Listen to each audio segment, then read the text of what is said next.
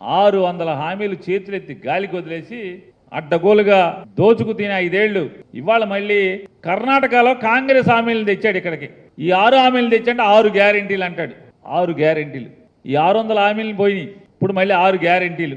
ఈ 6 గ్యారెంటీలు అన్నా దానికి ముందు 2019 ఎలక్షన్స్లో 600 హామీలు 2014లో, 2019లో పంచసూత్రాలు చంద్రబాబు నాయుడు గారు ఇచ్చిన హామీలు, 2019లో పంచసూత్రాలు, 2024కి వచ్చేప్పటికి 6 గ్యారెంటీలు.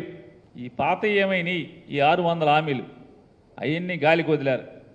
2019 పోనీ 19 పంచసూత్రాలు మాకు ఓటే లేదు కదా అని మళ్ళీ పెట్టాలి కదా, కొనసాగించాలి కదా, అవి లేవు, మళ్ళీ కొత్తవి. అంటే ఎప్పటికప్పుడు ప్రజలకి ఎరైయటం, కొత్త కొత్త కోరికలు అనేది తళతళలాడేంటి మెరుపులతో పేపర్ల మీద జనాల్ని ఎరేసి ఆకర్షించి ఏదో రకంగా బొట్టలో వేయాలి ప్రజల్ని. ఎన్ని మోసాలన్నా చేయాలి, తప్పుడు పనులన్నా చేయాలి, తప్పుడు వాగ్దానాలు చేయాలి, ప్రజలను బొట్టలో వేసుకుని అధికారాన్ని కొట్టేయాలి, దోచుకు తినేయాలి. ఇంతకు మించి చంద్రబాబు నాయుడు చేసింది ఏముంది?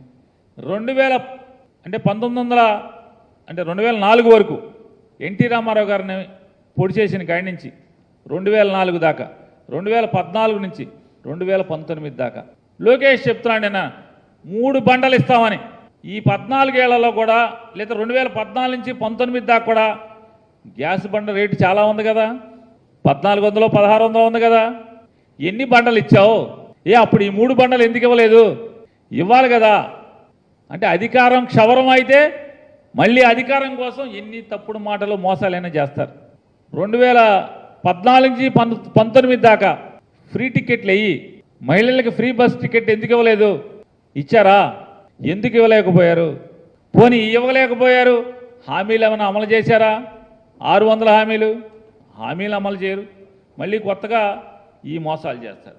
ఇక పవన్ కళ్యాణ్ గారు ఉన్నాడు, 2014లో ఈ 600 హామీలు వీళ్ళతో చేయించే బాధ్యత నాది, ప్రశ్నించేందుకు నేను ఉన్నాను, మీరు ఓటేయండి అని చెప్పి మాట్లాడారు.